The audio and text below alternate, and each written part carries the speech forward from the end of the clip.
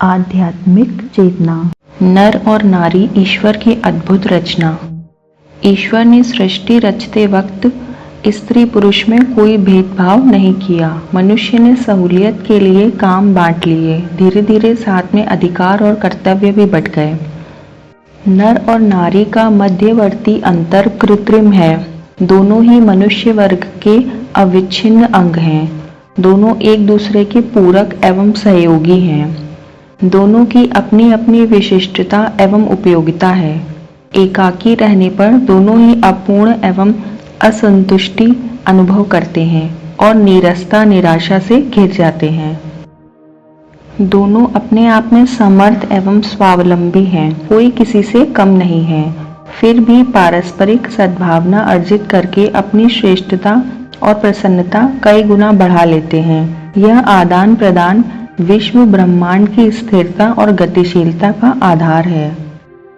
नर नारी चेतना के पुंज होने के कारण परस्पर सहयोग से शोभा, सुंदरता और उपयोगिता बढ़ा लेते हैं। मानवीय गरिमा की स्थिरता और अभिवृद्धि में नर नारी का समान योगदान है। कोई किसी से न तो वरिष्ठ है और न कनिष्ठ। यह सदाशयता और सज्जनता है कि वे नम्रता और कृतज्ञता से प्रेरित होकर एक दूसरे के लिए समर्पित रहने में संतोष, उल्लास और गर्व अनुभव करते हैं।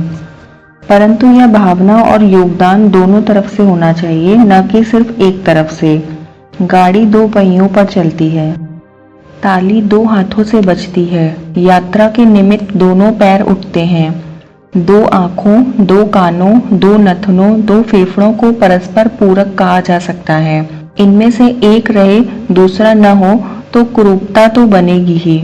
दोनों का काम एक को करना पड़े तो शक्ति का शरण भी अनावश्यक रूप से होगा। दोनों के काम अलग अलग हैं, किंतु कोई पत्थर की लकीर नहीं है। आवश्यकता अनुसार कामों को अदल बदल भी सकते हैं। काम सो काम, न उसमें कोई ऊंचा है न नीचा। सुविधा के लिए ही काम का विभाजन किया जाता है। जनसंख्या का आधा भाग नर है तो आधा भाग नारी। प्रगति और अवगति के लिए दोनों समान रूप से जिम्मेदार हैं। यदि किसी की योग्यता को प्रतिबंधित किया जाता है तो समझना चाहिए कि मानवीय आचार संहिता का हनन हो रहा है। परस्पर प्रोत्साहन ही दिया जा सकता है और आगे बढ़ने में सहयोग किया जाना चाहिए। दोनों उदारता और सच्चाई भरे मन से एक दूसरे के लिए यह अनुदान प्रस्तुत करें और व्यक्तित्व को बलिष्ठ, समर्थ, प्रखर बनाने में सहयोगी भी बने। समाज में हमेशा से नर को रक्षक के रूप में जाना जाता है, परंतु समाचार पत्रों में व आसपास कई हिंसक घटनाएं देखने व सुनने को मिलती हैं, जिससे ये समझ आता है कि अधिकांश पुरुष अपने असली स्वरूप, रक्षक स्वरूप को भूलते जा रहे हैं और भक्षक बनते जा रहे हैं। पुरुष को अपना असली स्वरूप को वापस पहचानना होगा। वह परिवार व समाज का कर्ता व रक्षक है, भक्षक नहीं। वहीं कई घटनाएं स्त्रियों से जुड़ी भी सामने आती हैं। स्त्री को माँ शक्ति व माँ अन्नपूर्णा का स्वरूप माना जाता है और ममता की मूर्ति माना जाता है। स्त्री को भी अपने असली स्वरूप को पहचानना होगा। कुछ पाश्चात्य संस्कृति और कुछ कलयुग का प्रभाव है स्त्री व पुरुष दोनों पर ही, जबकि अन्य देशों के लोग भारतीय संस्कृति से प्रभावित होते हैं और उसे अपनाते हैं। कई क्षेत्रों में नारी की दशा दयनीय है आज भी। नारी को इस स्थिति से उबारना होगा।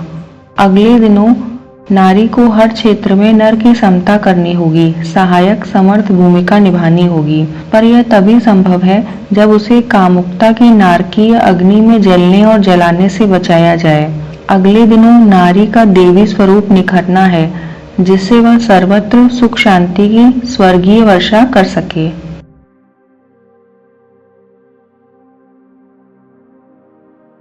आप सभी का बहुत बहुत धन्यवाद।